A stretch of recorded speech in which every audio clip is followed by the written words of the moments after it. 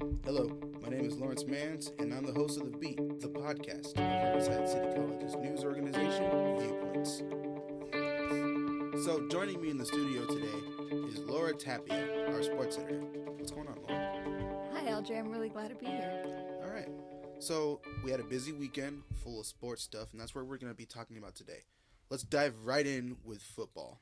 Yeah, so the Tigers got defeated against Saddleback at the SoCal playoffs November 21st, 37-20, although they had defeated the Saddleback earlier in the year. So what was that score again? 37-20 against Saddleback's Gauchos. Gauchos. Gauchos. Is that what they're called? The Gauchos? Yes, that is what they go by. Oh, what's a gaucho? Oh, that's an interesting question. I have no clue. So 37-20, is that a big loss for the Tigers? Actually, now that you mention it, Saddleback had 27 of their points in the first half, and the Tigers only started contributing in the third quarter, with 13 of their points coming in the fourth. So the Tigers really weren't doing much for the first three quarters of the game, am I right? Correct. All right.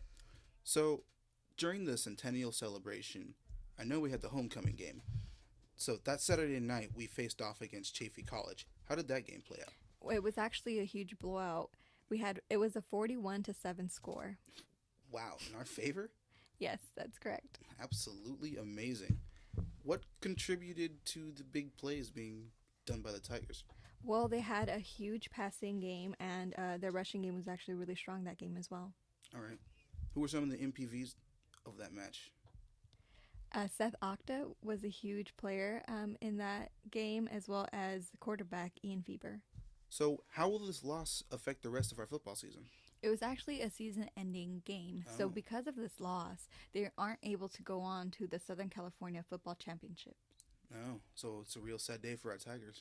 It is kind of sad for the football team. However, it's not as sad for the women's water polo team, who came in second against San Diego Mesa. Oh, cool. Tell me about that. So the women's water polo team, although they were defeated by San Diego Mesa 97, they came in second place at the women's water polo championship final. So I can kind of sense a trend going on with our women's water polo team. Yeah, the trend that you're talking about is they've came runner-up for the third consecutive season, starting in 2013. All right, now give us an update on our cross-country team. How are our runners doing? So in contrast to the women's water polo team, the women's cross-country team had their highest tape finish since 2009, in which they also finished in fourth place. The women's team was led by sophomore Brianna Jacqueline, who finished with a time of 18 minutes, 57.3 seconds, and was 8th overall. What about our men's cross-country team? Although the men also finished in fourth place, RCC was led by Joshua Silva, who came in at a time of 20 minutes, 49.2 seconds. Silva finished 10th overall. How about an update on our volleyball season?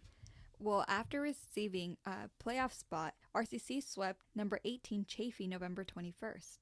They are currently playing their first round of the SoCal Regional Playoffs against LA Pierce. Stay tuned for updates at our print edition and online. So a lot of our sports have either wrapped up or are in the process of coming to an end. What's still going on? So women's and men's basketball is still going on. Men's basketball are 5-2 overall, while the women's basketball 5-1 and have a 5-game winning streak going on. The men will face the Canyons at the Mount San Jacinto tournament on December 3rd, while the women will face Rio Hondo on Saturday, November 28th at 1 o'clock. So, is there any more for sports at Riverside City College? Well, that's it for all our sports at RCC.